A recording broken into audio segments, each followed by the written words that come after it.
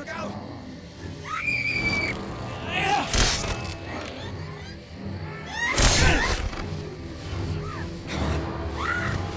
Come on.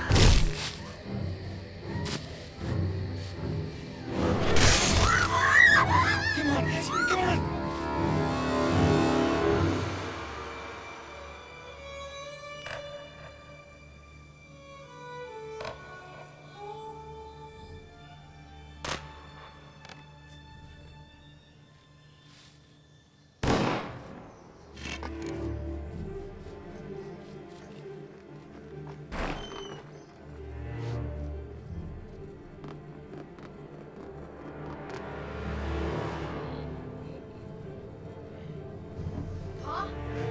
Sorry, Abe. I couldn't do it. You'll have to...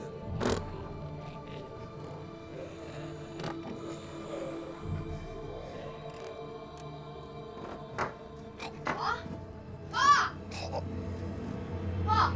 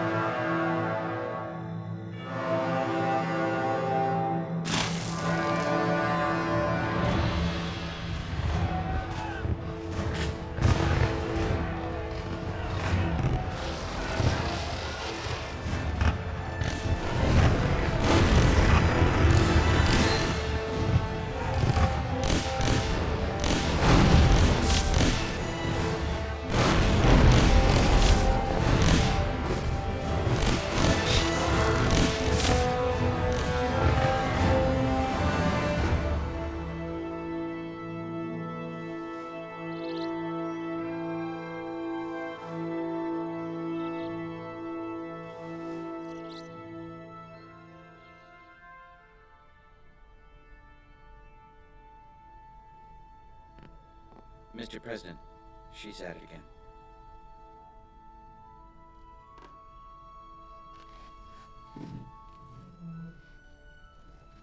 Father, you're going to be killed. I'm in no danger, Mother. They hate you, Abraham. Why must you go to that awful place?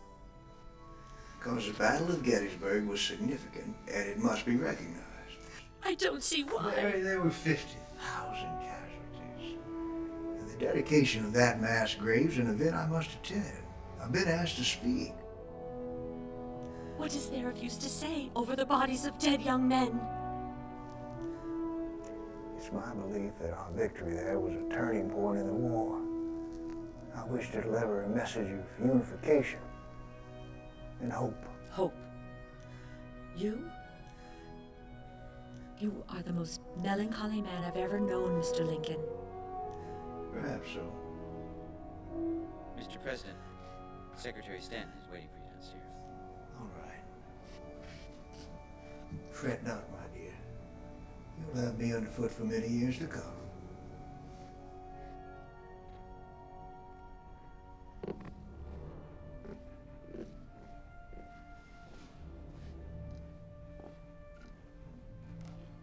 Snooze, everyone.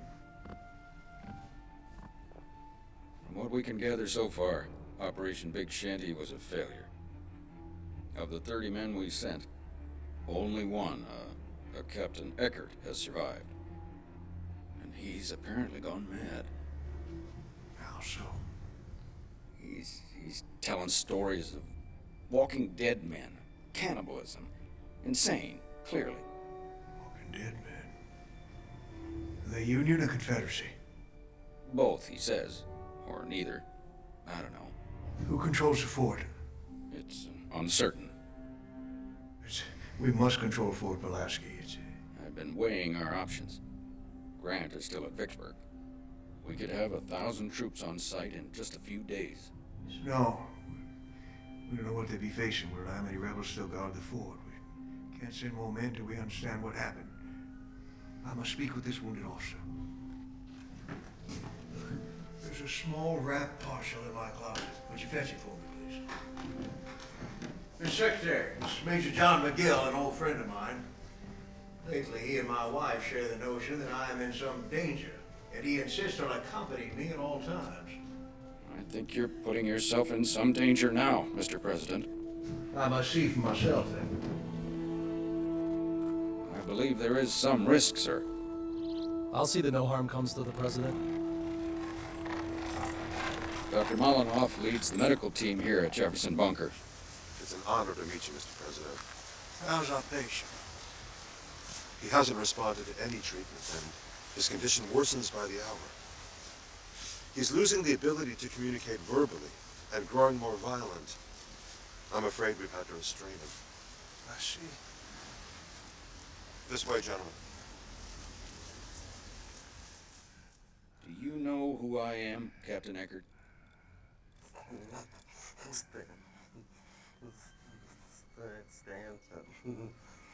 What happened? Where's the rest of your patrol? Dead. They're all dead. You are the only survivor? They killed everyone. Who? The rebels? You faced Confederates in open battle? Oh, no. They're dead too. Then who did you encounter? So many of them from everywhere. They took us and bit us and I don't understand, Captain. They ate our flesh! They could not be killed, but they tore us to pieces.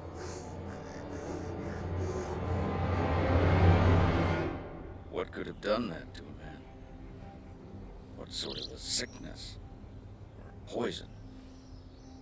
Could the rebels have developed a weapon that robs men of their very souls?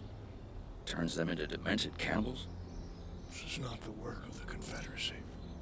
And what are we facing? Mr. Secretary, has the new Secret Service enough men trained for a mission? Just barely. Good. Ready 12 men for a mission behind enemy lines. Sir? We must send a small team to Fort Pulaski to determine exactly what happened to Operation Big Shanty. We must discover how widespread this infection is. We must locate those missing men, and we must capture that fort if it is within the realm of possibility. I'm afraid I don't understand. If Eckert's affliction is what I think it is, it must be brought under control before it spreads, which it does very quickly. If it spreads too far, it can decimate the population. And if the population learns of it, it would spread a panic, which would be just as deadly. Do you mean to send 12 agents behind enemy lines against an army of God knows how many men, sickened as Eckert was? I do. Who would lead such a suicide mission? I will, and I know just the men to do it.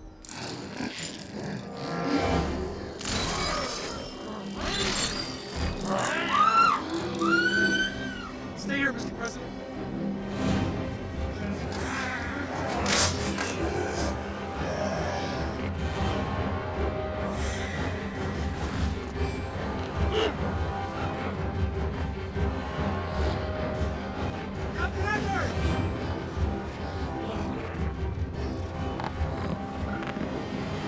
Captain Eckert, we desire only your recovery and well-being, sir. Captain Eckert, stand down. I do not wish to shoot you. Edwin, is your sword just for show, or is it sharp? Sharp and ever ready, Mr. President. Good man. Give me my parcel from the carriage.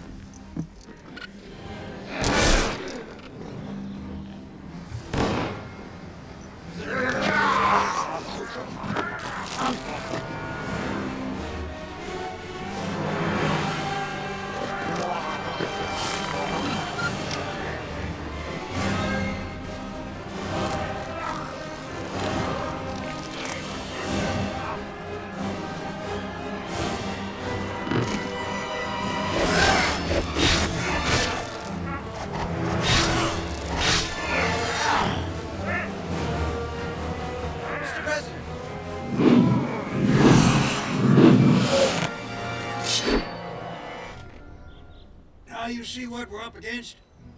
Now, with Major McGill taken from us, No, you can't go. It's impossible. You said yourself it was a suicide mission. How can I ask another man to go in my place? You're needed here, leading the war effort. The fate of the nation hangs in the balance. You believe me, Edwin, the fate of the nation hangs on the success of this mission. What will be the point of preserving a union populated only by people like Eckert? Yes, Look, I possess unique knowledge of the affliction which took Eckert. I am uniquely suited to lead the mission. what you're saying stands against all reason. Imagine 100 men like Eckert. Now imagine 1,000, women and children too, all the same. Doesn't that stand against reason? You'll spread a story about where I am and what I'm doing. No one is to know that I've left the capital, not even Mary Todd. Yes, sir. All right, we need to leave as soon as possible.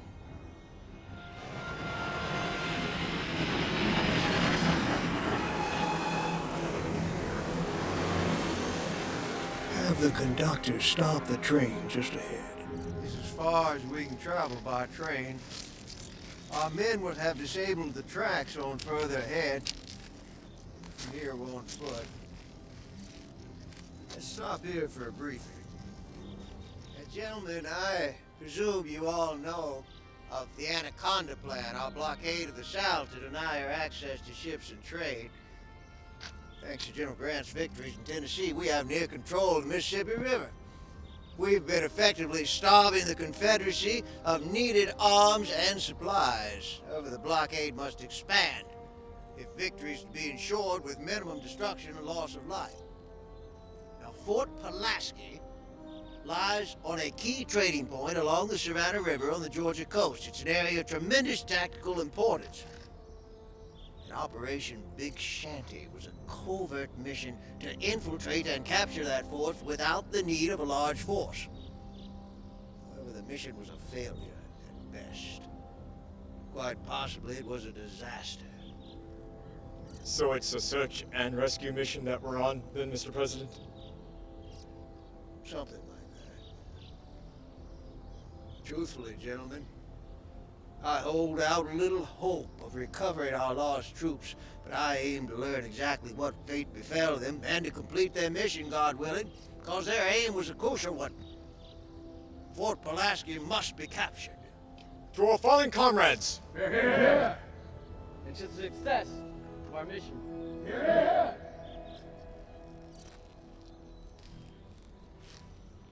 What do you think of our fearless leader? It's an honor to be riding with the President of the United States. True enough. But did you vote for him? I was a Douglas man myself. But still, he's president. And if anyone can hold a nation together, he can. I wonder if he's up to the task. There's a braver man, more strongly held to his convictions. I haven't met him. You want a leader? I'd follow Lincoln straight to hell. You'll probably get the chance, my boy. I'm not your boy.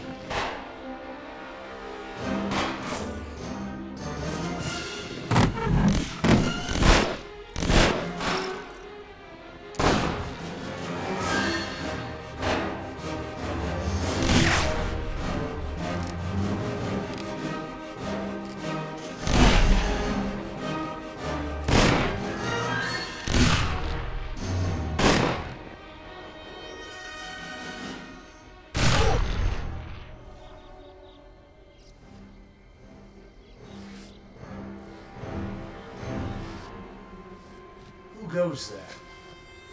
Stand fast. Identify yourself.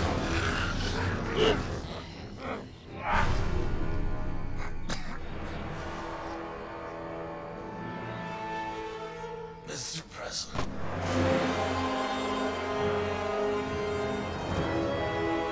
Sir, how could you?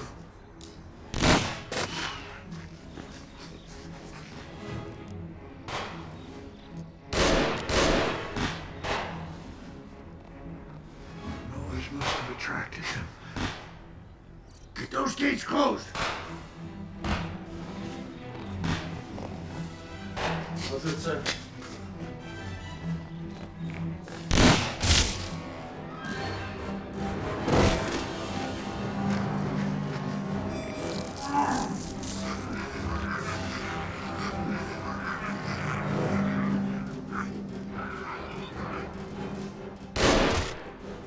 Shoot him in the head!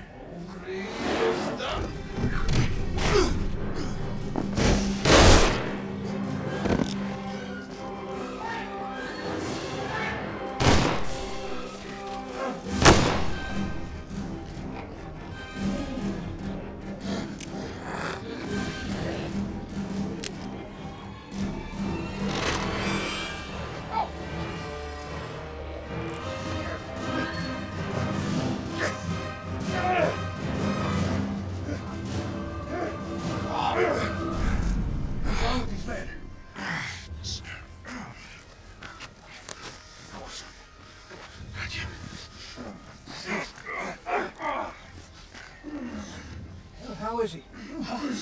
It's not too bad. Bullet passed through. Didn't break any bones. Is he otherwise injured? Bitten, scratched? No, not that I can see. Look, are any of you men injured? Hmm? We must know.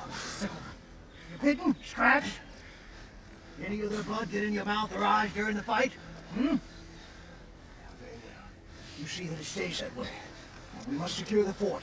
The gate is in clear sight of the rebels. We can't get to it. But we find the rebels. Sir, in regards to Dunbar. After. Let's get those rebels. Chamberlain, Shaw, Wilkinson, south. You three with me. Brown, secure those gates. Go.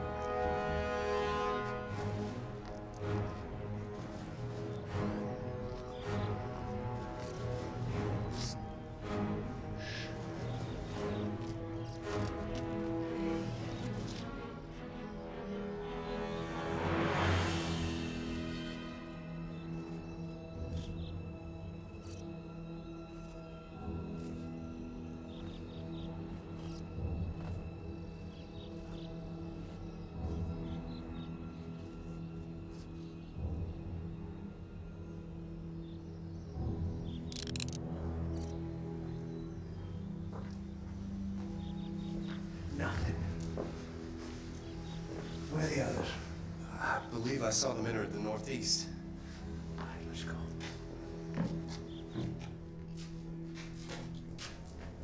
Look up ahead. You there! Show yourselves! I say, surrender yourselves! We have you trapped and you cannot escape. Drop your weapons. Surrender or we will fire. Identify yourselves. I am Thomas Jonathan Jackson, rank of general in the Army of the Confederacy. General Jackson? Stonewall Jackson? I am he. It is an honor to meet you, sir. Will be that as it may, General. At this time you must surrender. Or die where you stand. I do not surrender this facility to you. and I'll happily die defending it. So be it. General Jackson. Hey, we secured the...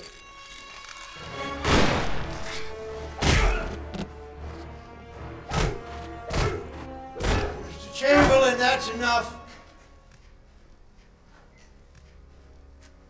General, I do not wish to see further blood spilled today. You are outnumbered, sir. Will you please stand down?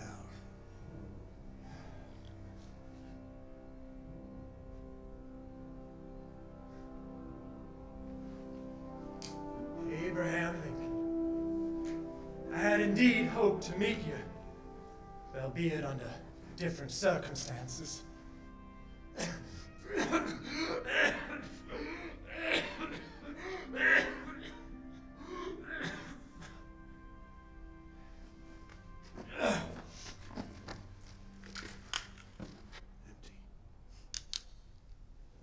General, might I ask how you came to be in this place? You may ask, sir, but at the moment the far greater question is, how will you answer for the murders you have committed this day? Murder? Indeed. I personally witnessed you slaying 2 unarmed Confederate soldiers mere moments ago. They entered this fort seeking shelter, and you cut them down. Quite literally, I might say, with that slave tool hidden in your overcoat. General, you know as well as I do, those men were no longer members of the Confederate Army. I dare say they were no longer men. You lie. They were sick, requiring medical treatment. One of them was an officer. Under the rules of engagement... You will watch your tone with the president, sir. And you will watch your tone with the general. Stay your hand, Mr. Chamberlain. The moment we face a common enemy far greater than ourselves, whether the general wishes to admit it or not. Why don't we kill these graybacks now? Mr. Brown, am I not destroying my enemies when I make friends of them? No, sir. You destroyed them when you killed them. We must preserve our ammunition.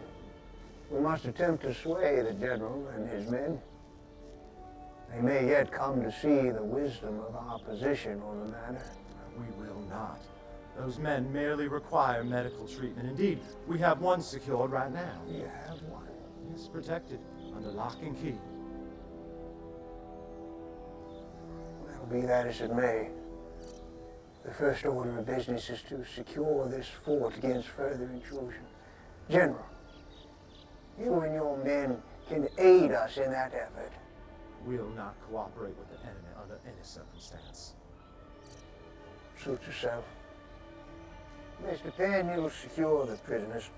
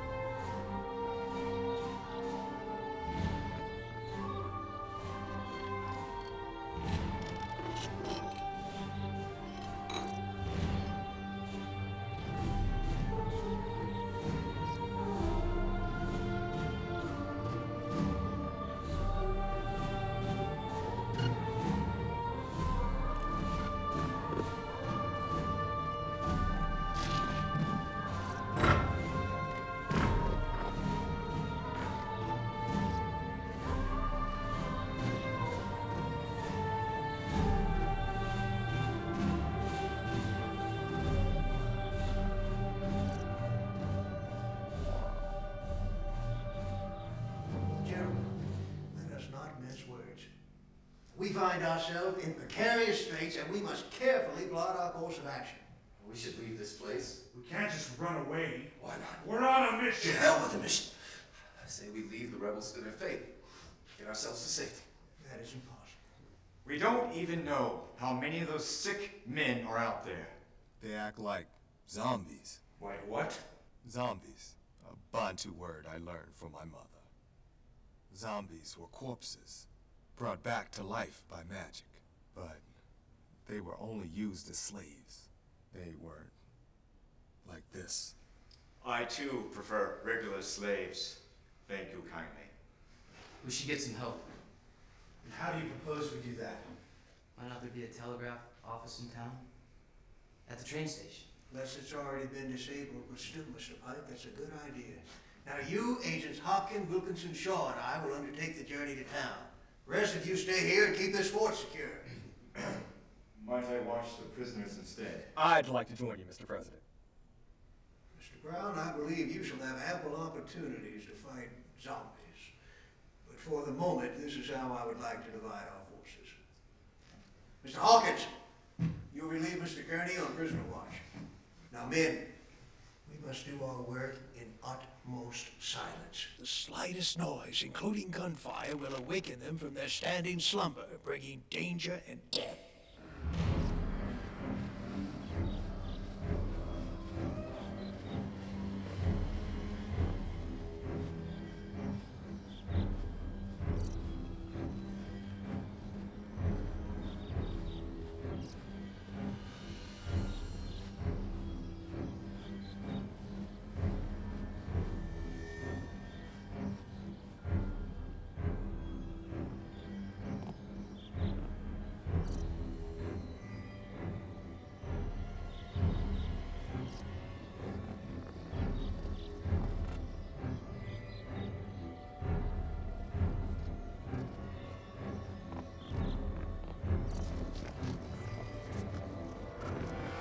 So what are your plans after the war? I'll return to the stage in all likelihood. You're an actor. I've done a bit, yes. Come from a long line, actually. Well, that seems like an interesting line of work for a man. You have no idea.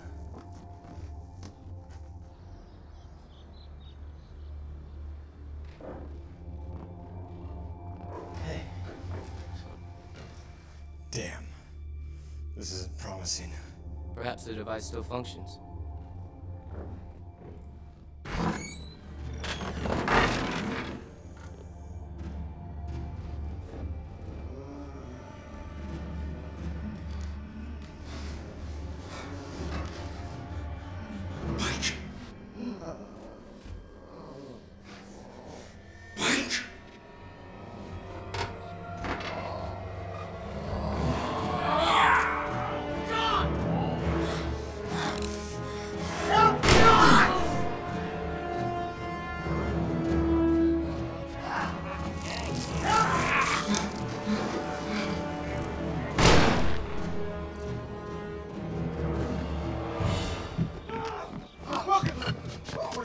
He's dead!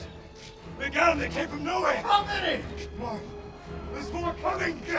Mr. President! Go!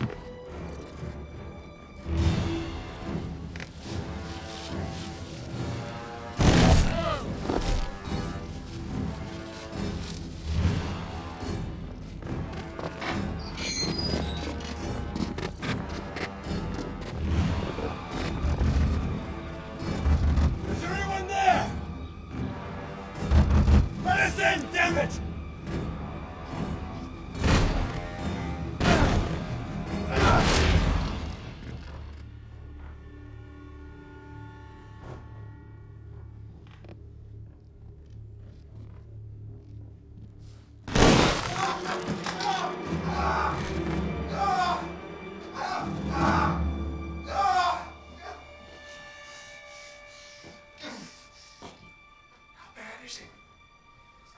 Just my leg. That's a buckshot. Please hold your fire. We mean you no harm. We entered your home seeking only temporary shelter. We knocked before we broke down your door. Thought the town was completely abandoned, save these unfortunate souls who wander the streets. It's good to find others who manage to stay safe from infection.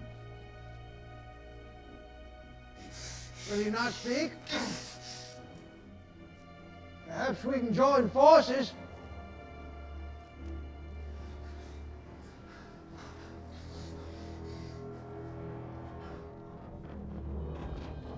Please lower your weapons. Lower yours first. You'll stop right there if you know what's good for you. We come in peace. Abe? Yes, I am Abraham Lincoln. Mary Owens, could it really? Mother. After all these years, you come into my house expecting shelter? I didn't know you'd settled in Savannah. Wait, you two know each other? You know the president? One of my men needs medical attention. A result of your excellent aim. Bring him down. I'll see to it.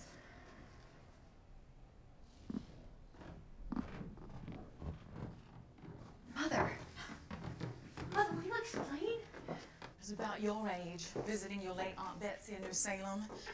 I met a young man. We fell in love. And it was all rather magical. When I went home, we wrote letters, and in one of the letters he said if I returned to New Salem, he'd marry me. So I did.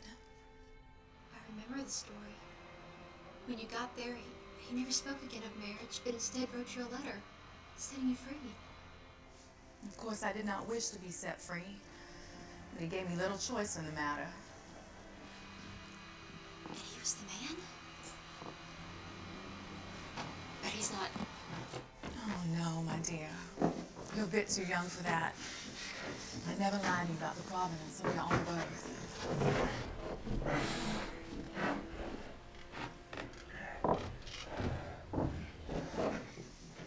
Well, this isn't so bad. I'll have them cleaned up in no time. Abe, this is my daughter, Sophia. And that lovely creature is Annika. They both work for me here. Well, they did before all this began. And that fine young man is Teddy. Theodore Roosevelt, Mr. President, from New York. Teddy was separated from his family in the panic, so we took him in. I'm John Wilkinson, ma'am. This here's Mr. Shaw. And that's Mr. Hopkins, bleeding on your fine oak floor. It's nice to meet you, boys. Why'd you stay? My carriage was stolen as we were preparing to leave.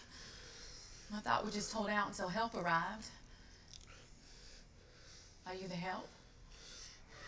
About as much as you can expect. Rest of my men are holding Fort Pulaski. We should evacuate to there as soon as you're finished with Mr. Hopkins. And how do you propose we get past the unfortunates? Is there another way out beside the front door? Back door in the alley. How you fix your ammunition? We won't go down without a fight. All right. Mr. Shaw, you and I'll create a diversion at the front door. I will attract the zombies. I will allow the rest to escape out the back. Yes, Mr. President. Can you make it, Mr. Hopkins? We have women and children to protect now. Let's rise to the occasion, Mr. Wilkinson. Nobody needs to protect me. I can take care of myself. I'm sure you can, young man. I'm sorry we don't have a spare weapon for you. Here. As you go, walk softly and carry this big stick. May I have the honor of walking beside you, Miss Annika? All right, then. As soon as I get Mr. Hopkins bandaged, we can go. Mr. Wilkinson will lead you directly to the fort. We'll meet you there. Fret not, Miss Owens. I rarely do, Mr. Lincoln.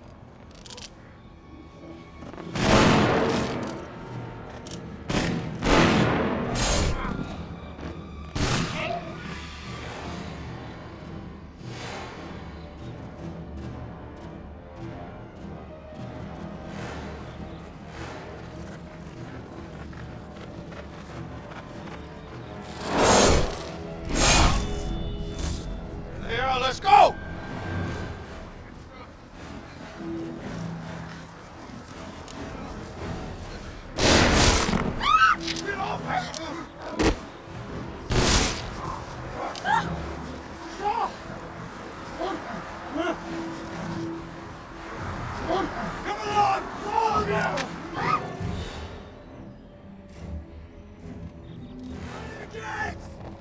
Free the gates! They're coming!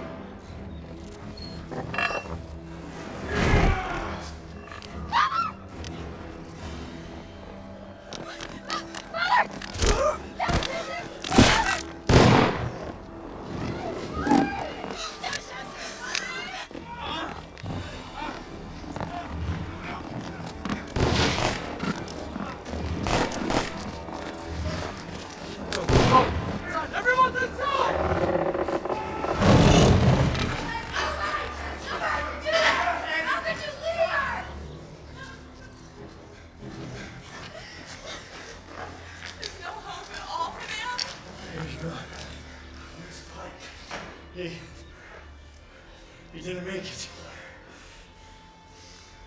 And you? It's just buckshot, I swear. They didn't get me. She shot me. The lady's got a right to protect herself. And the mission? The telegraph had already been destroyed when we got there. What's your plan, Abe? I wish I had one. I have no way of knowing the total number of zombies, as Mr. Brown calls them. We have few men, dwindling supplies, and lack of time.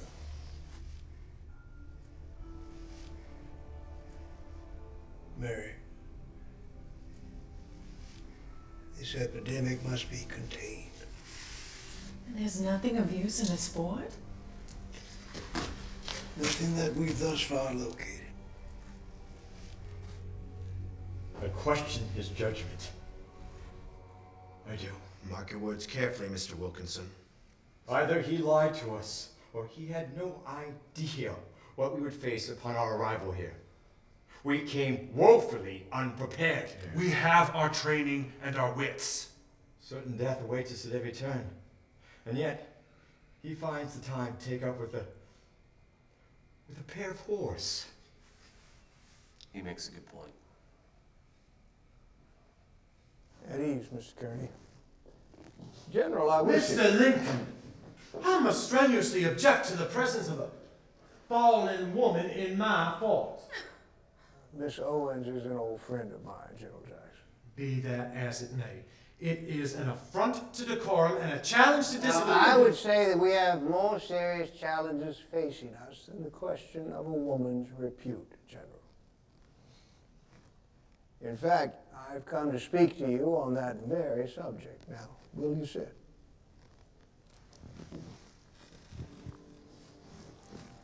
Our recent sortie has put into stark terms the situation with which we're faced. We cannot remain in this place indefinitely, and simply leaving is not a possibility. What we need to do is to kill all these zombies. Zombies? Well, that sounds like slave talk to me, sir. These unfortunate people were soldiers, some of them Confederate heroes. Some may be civilians, but all have a right to live. They are already dead. They are simply unaware of the fact. No, they're ill.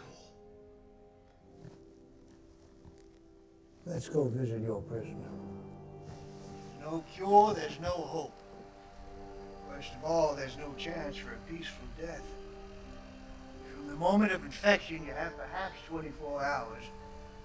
Then conversion's complete and you're driven to spread the disease till your body ceases to function.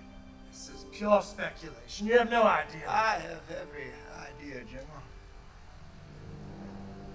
I've faced this peril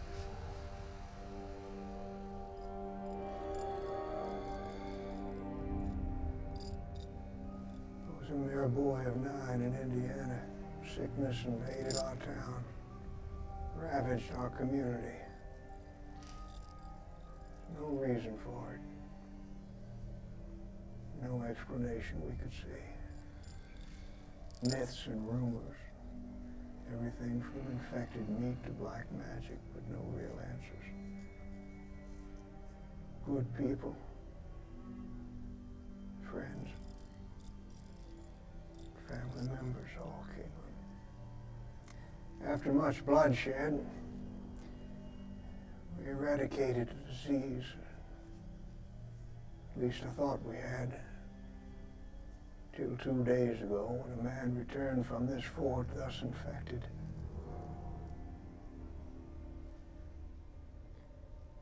Disease spreads quickly and mercilessly. The only way to defeat it is to kill every infected person. There's no other way. Noise attracts the creatures, so while a gunshot to the head is effective, it draws more. Perfect aim can be difficult to achieve under stressful circumstances. Beheading them is far safer. General, do you have any swords or blades or other tools secreted here in this fort, sir? Mr. Lincoln, if I had a mobile guillotine, I would not inform you of its presence. You are my enemy, sir, and I shall not aid you in your inhuman endeavor. That is unfortunate, sir. I could use your help. Besides, your people just as much at risk as mine.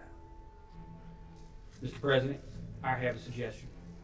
For the past few months, I've come to know this town quite well.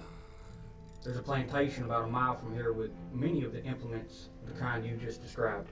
We could go collect these and fashion them into weapons. What's your name, Corporal? Pat Garrett, sir. And you'd work alongside Union men on such a mission? I would. I believe this crisis is bigger than the matters which divide us. In the end, we are all Americans. Very well.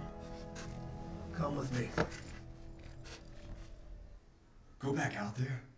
That's insanity. What makes you think we can trust a grayback, Mr. President? I believe him to be a man of his word. I will not put my life in the hands of Johnny Reb. Nor I. I would go with you, sir. I don't think I'd be much use to you. I see. Well, who will come along on this mission? Sophia and I will join you, Abe. As will I. And I hope that we do run a bunch of them zombies so I can run them back to hell. Your enthusiasm notwithstanding, Mr. Roosevelt, any luck we won't encounter any. All right, then. There's no time to spare.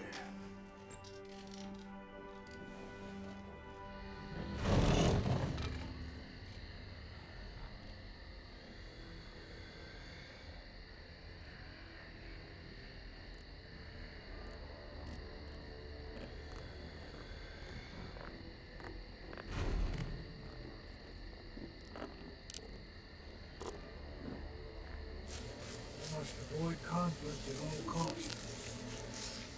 Distance back to safety is too far to risk a race. If I may, miss. Silence is best, Mr. Shaw. Yes, but I was wondering.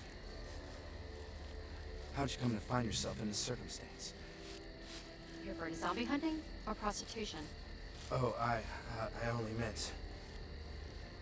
It's the only minute of work available for women like my mother and me, especially around here. The world doesn't look too kindly upon an unmarried woman and her bastard daughter, Mr. Shaw. I don't mean to judge you, Sophia. They never do. Perhaps if we survived this ordeal, I could call upon you someday.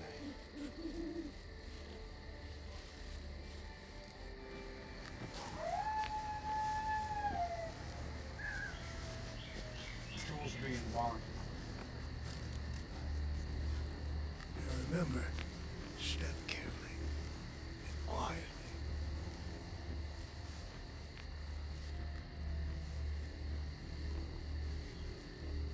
Why don't they attack us? Think they're sleeping? Count your blessings, they don't.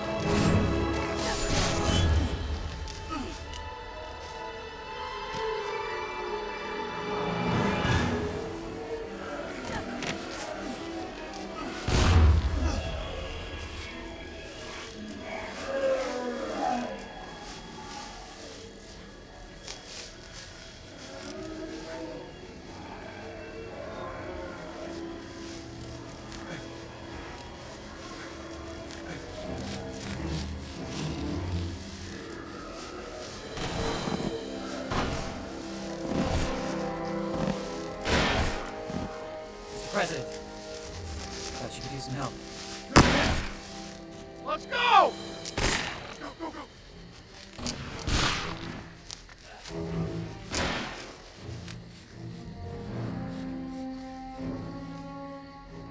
Open the gates! They're coming!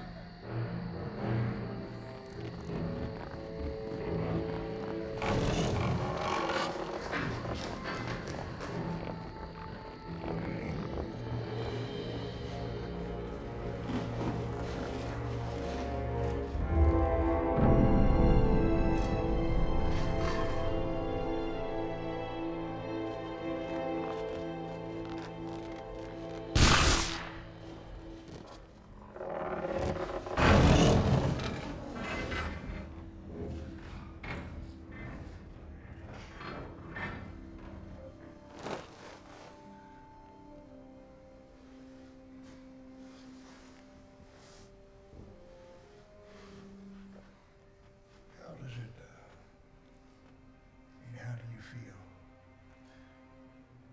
It's like a fog is descending. More like spreading from my very center. Much pain. It's no worse than childbirth. Mary, I lack words to express my sorrow to you. Not only for your current condition, of course, but for my actions so many years ago. I loved you. I love you still. I've never cared for another as I have for you.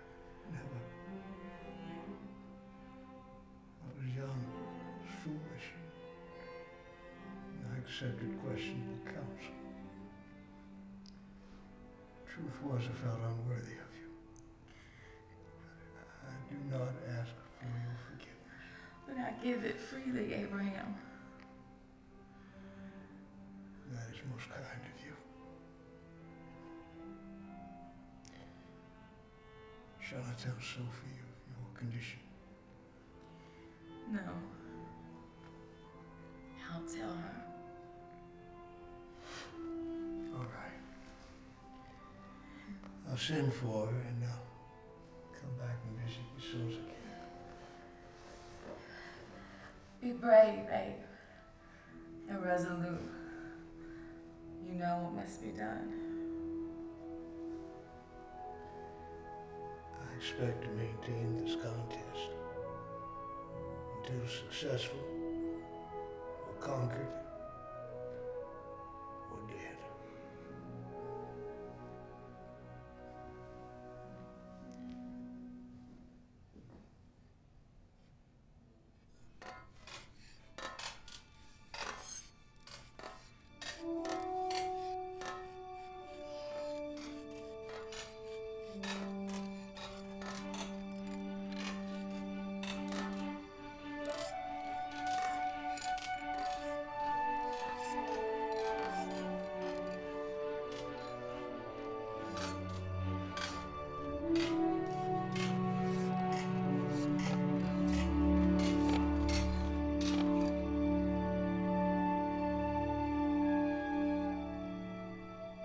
Will you not help us? I will not. And you, Corporal Garrett, will be marked for insubordination. I understand, General.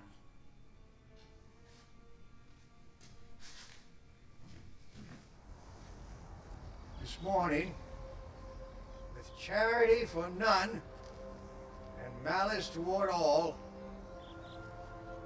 with the help of Almighty God and this map prepared by Corporal Garrett, we shall endeavor to slay as many of these unfortunate creatures as our strength will allow. Now, you all know the strategy. You know your partners. Fan out to your designated positions. Clear the immediate area, then move on to the next position. Do this until the town is clear. You may return here safely. Seems simple enough. You cannot fail. If you resolutely determine that you will not. But I must remind you again, if any member of our team is infected, he must be treated as an enemy to be dispatched accordingly. There can be no exception to this rule. President Lincoln, I cannot support this mission. Murdering innocent people in cold blood is simply unacceptable to me. See. Does anyone else have qualms about the ethics of our task?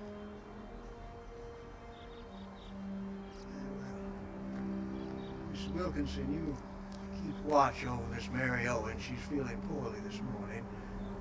Comfort her if she needs anything. Yes, sir, Mr. President. We'll see how Mr. Hopkins fares with our prisoners. Now, in light of Mr. Wilkinson's decision, Mr. Penn, you accompany Mr. Garrett, and Mr. Roosevelt, you stay here. I will not, Mr. President. Very well, then. You shall join Miss Owen and me.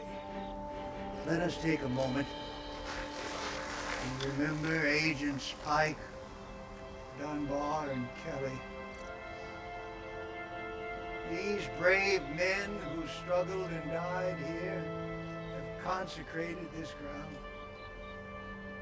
And it is for us, the living, to finish the work which they so nobly advanced. They shall not have died in vain. Here.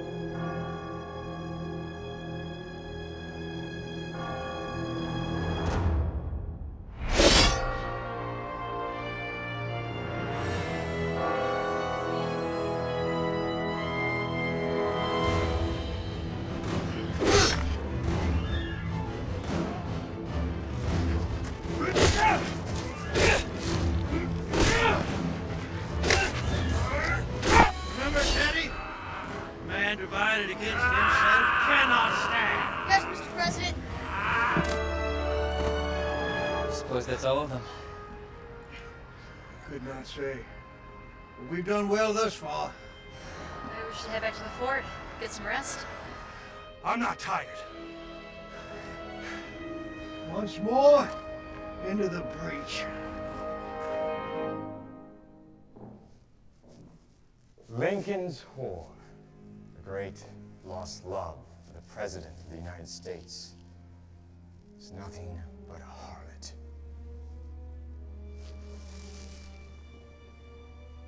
What would the cream of Washington society make of you, my dear? It's just all entirely too rich.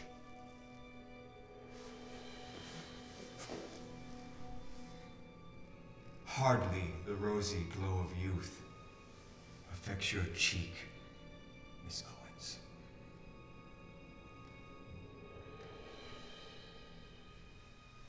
Don't go anywhere.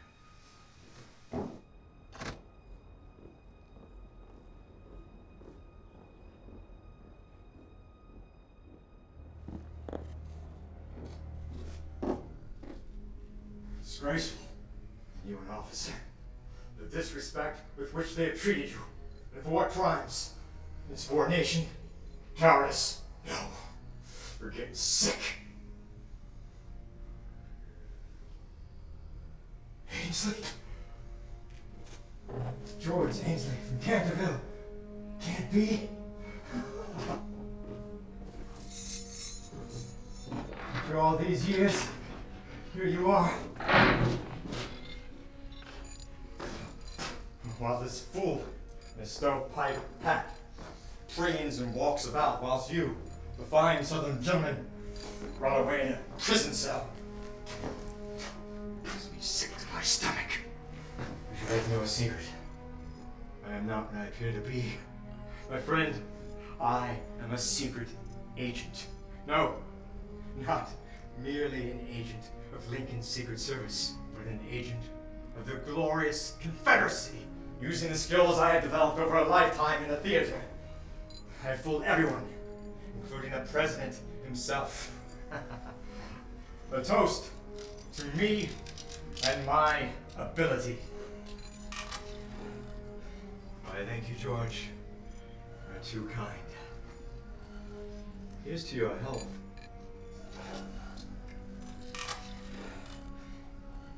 I believe you understand me. Yes, I believe they're quite mistaken about you, Major Ainsley. You wouldn't hurt me, would you? A fellow son of Dixie? Say, why don't you get back into the fight? Your boots on the ground, some dirt underneath your fingernails. I meant that metaphorically speaking.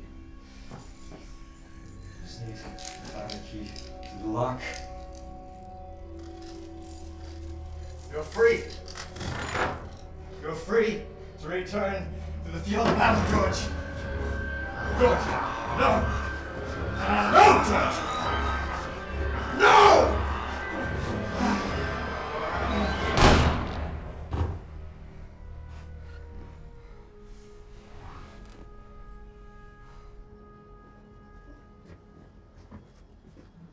Be sure to keep up with me, Henry Lee.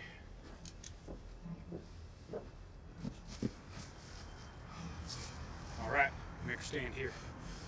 I don't take orders from you, Rebel. I wasn't giving orders. I was just simply I saying that don't we... much care for the cut of your jib, Grayback.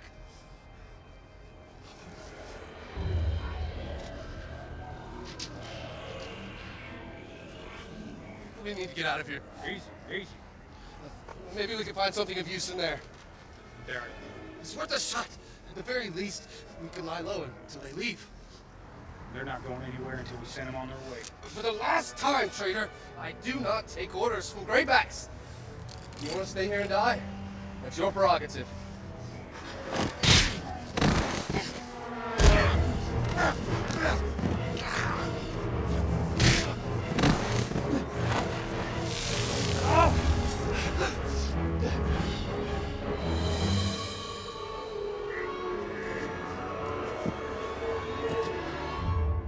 Go, go!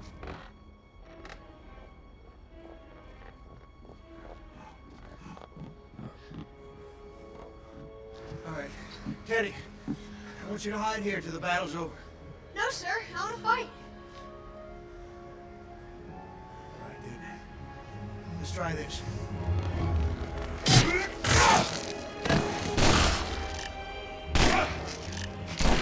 How do you fix your ammunition? Running low. How about we hide in there until the coast guards?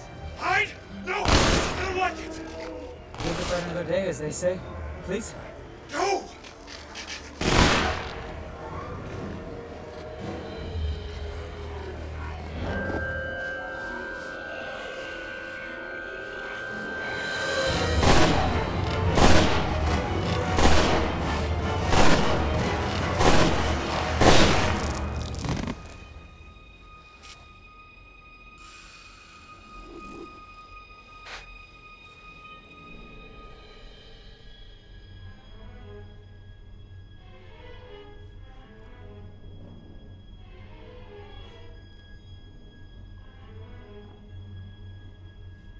Maybe this vantage point upstairs.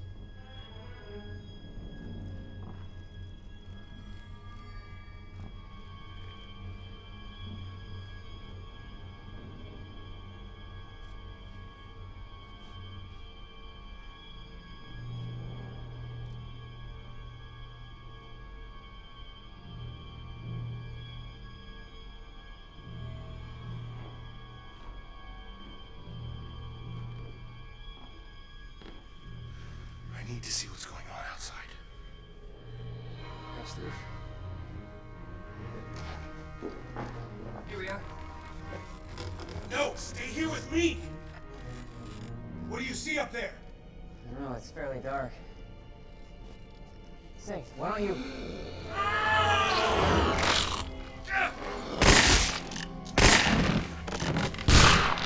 Toss me the gun! He bit you? What? It's nothing! The gun! There's more coming! What's the matter with you?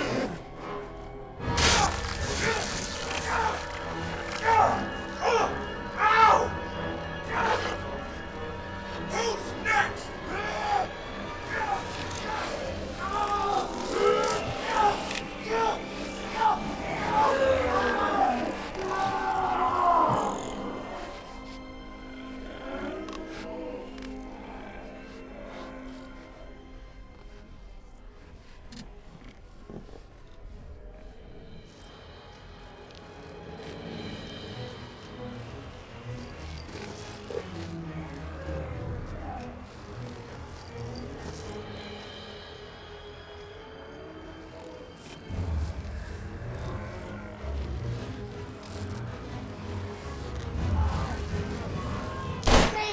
Gather your wits, Teddy. Always bear in mind your own resolution to succeed is more important than any one thing. We've all got bullseyes in the forward as far as I'm concerned, Mr. President. To the left, Mr. President! To the right! To the left! To the right! It looks clear. We should go.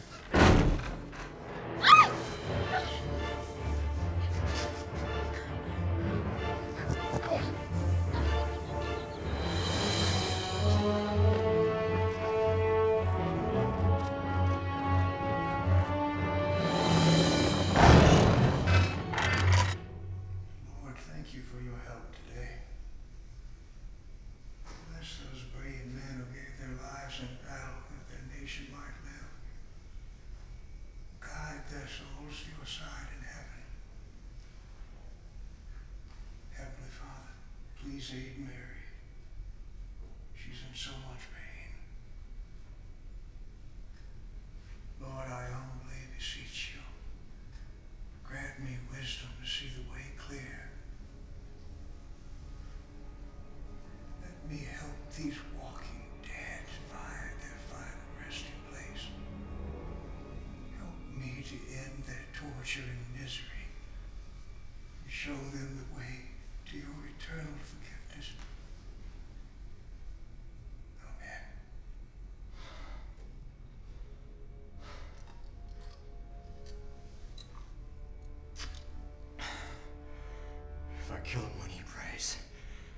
soul may go to heaven, but I desire that his soul may be as damned and black as hell. So where to it goes? I will kill him.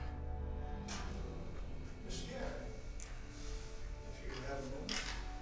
Sir? How do you come to be fighting on the wrong side of history? I was born in Alabama. Grew up on a plantation in Haynesville. That's in Louisiana. I'm no supporter of slavery, Mr. President, but down there it was a way of life.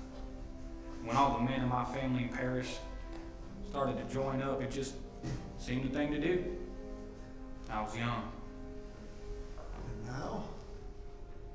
Well, this zombie affliction, as Mr. Brown calls it, it's got me in the mind of slavery. It's wrong, but it's here. Should be dead, but it lives on. And if we don't find a way to stop it, not only will it tear this country to pieces, but it'll be the end of life as we know it. You're wise beyond your years, Mr. Garrett. I wonder, what are your plans when this great conflagration is? Think about heading out west and becoming a cowboy, sir. You could have an impressive career in politics, or criminal justice, should you so choose. Maybe so, but I'd rather start a family and ride horses. An appealing path, to be sure.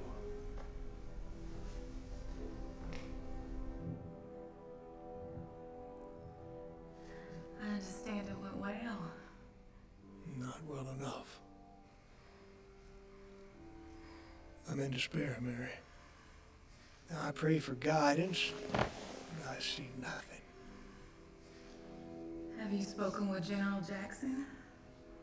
Now, why would I have? He's a man of great skill, knowledge, and bravery, Abe. He may have an idea. Well, he's been unwilling to assist us thus far. Perhaps that will change as the situation grows more desperate. Sir, how are we helping our cause by remaining here waiting to die? Some things are worth dying for, Corporal. Yes, sir. Brave men have been demonstrating that all around us. You refer to the Yankees. I do. Their cause is just. I believe in your heart you agree. Corporal, one has a duty to do what is right. The very end of the day, isn't that the higher calling? To do what you know is right? One must also follow orders. You can't betray the trust that others greater than yourself have put in you. We took an oath, you and I, to defend the Confederacy. General, all I know is if this infection spreads, there won't be a Confederacy left to defend.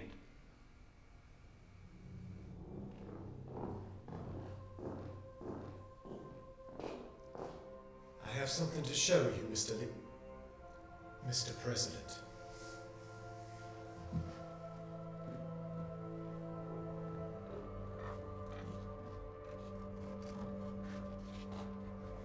One, two, three.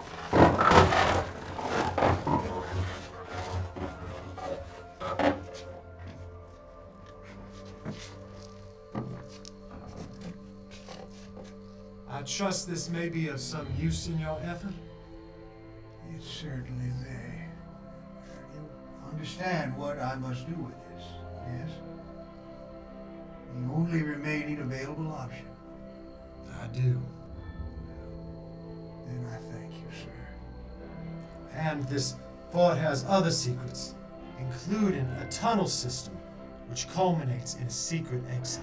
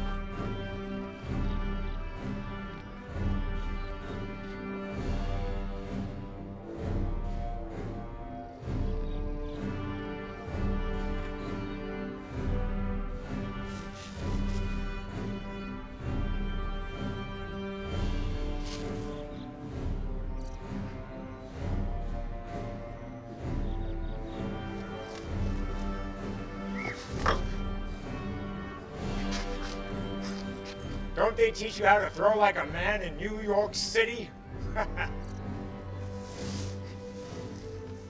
Come on, Teddy, you can do it.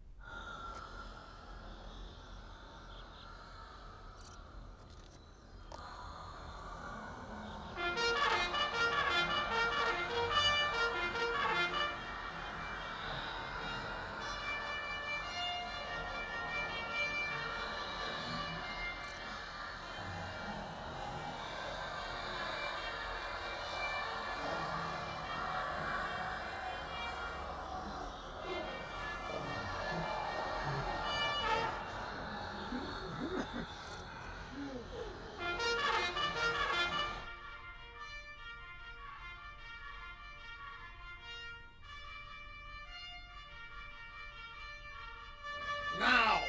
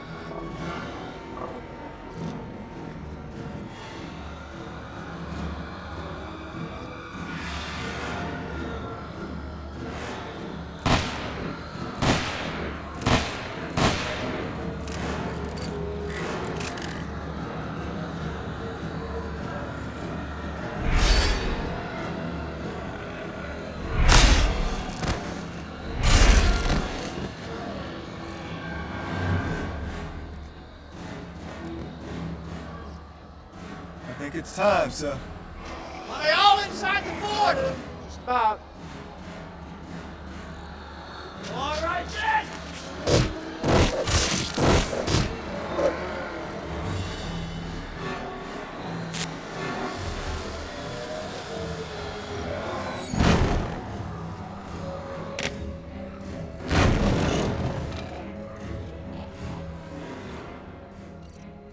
If you lit the fuse, got about another minute.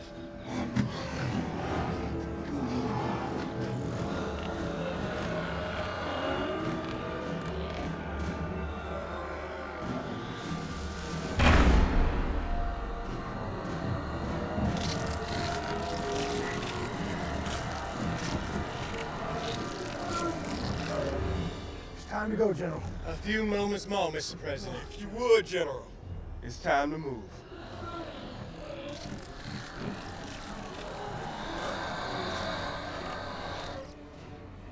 Something's wrong. There's a few seconds left yet. We should get to safety. You take the General, Mr. Brown. Now, without you, Mr. President. Problem with the fuse? While you escape, I'll relight the fuse. No. I will. General, no. Mr. President, most of those men were Confederate soldiers. It's altogether fitting and proper that I should do this.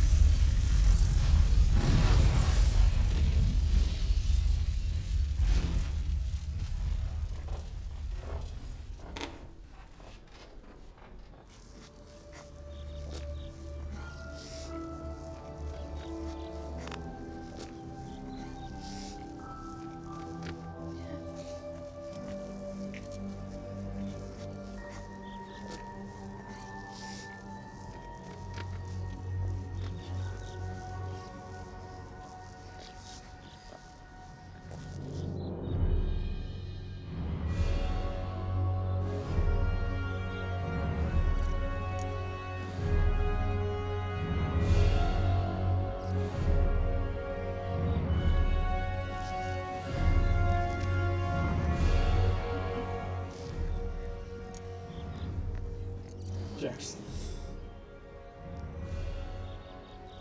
Great man, brave warrior, to the very end. You allowed the general to die? How could you? It seems you did it, Abe. I don't know. We shall see. And now? Oh, Mother! Yes, my darling. I believe the moment has come. No! There has to be a cure. Doctors go wiser every day. Don't they, Mr. Lincoln? They do indeed. But not in time for me. Sophia. My dearest. It's time for us to say goodbye. No. Mary.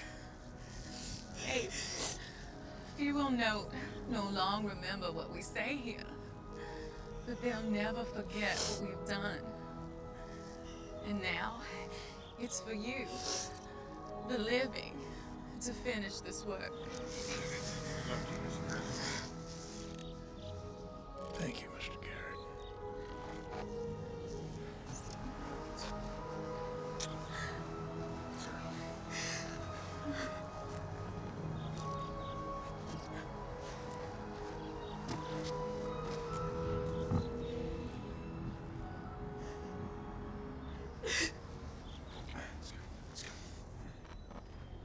Fourscore and 7 years ago, our fathers brought forth on this continent a new nation, conceived in liberty, and dedicated to the proposition that all men are created equal. Now we are engaged in a great civil war, testing whether that nation, or any nation so conceived and so dedicated, can long endure. We are met upon a great battlefield of that war, we have come to dedicate a portion of this field as a final resting place to those who here gave their lives that the nation might live. It is altogether fitting and proper that we should do this. The world will little note nor long remember what we say here, but it can never forget what they did here. It is rather for us, the living, to be dedicated to the great task remaining before us. We here highly resolve that these dead shall not have died in vain, that this nation under God will have a new birth of freedom, and the government of the people, by the people, for the people, shall not perish from the earth.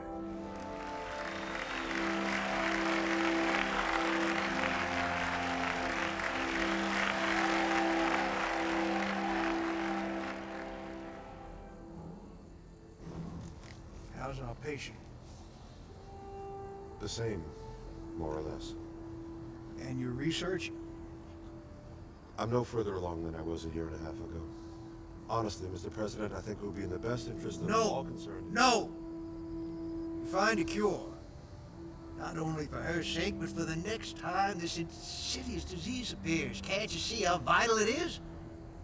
Perhaps I'm not the man for the job. You know more about this affliction than anyone.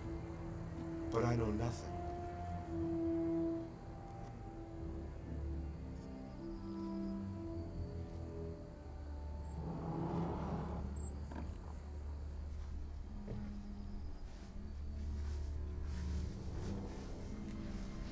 Mary, it's good to see you. Sorry it's been so long since my last visit. Cessation of hostilities has caused as many problems as the war itself. How they treat you. These people that I pay so handsomely for their service. And their silence. Let's see. Doctor, this level of care is unacceptable. No one wants to go near it, Mr. President. Can you blame them?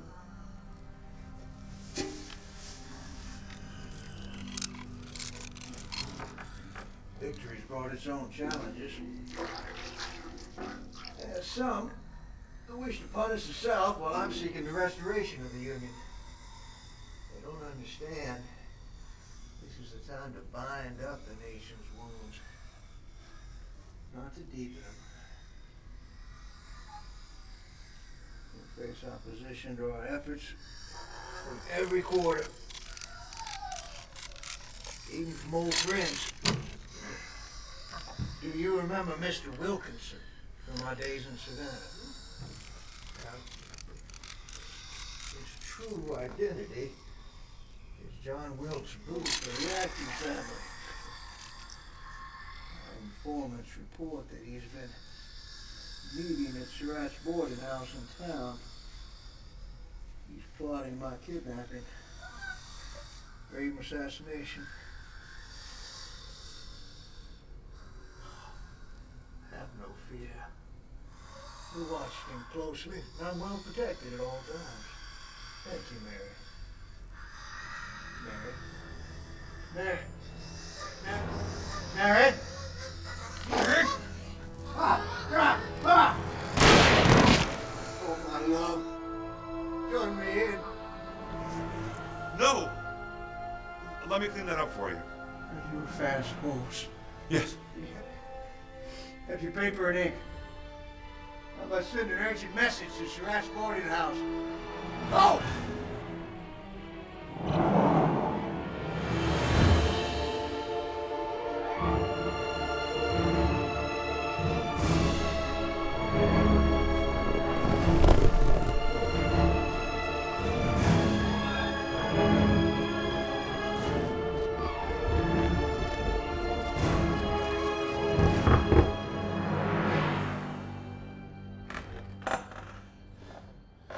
John Wilkes Booth?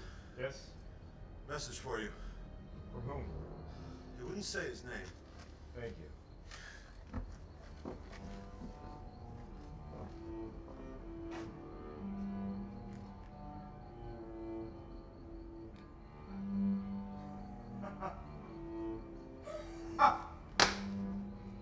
Lewis! George! You won't believe our good fortune. Oh, I look terrible, don't I, Mr. Lincoln? My first night out in such a long time. I want to make an impression, but I look awful, don't I? You look as beautiful as ever, my dear. Thank you, Father.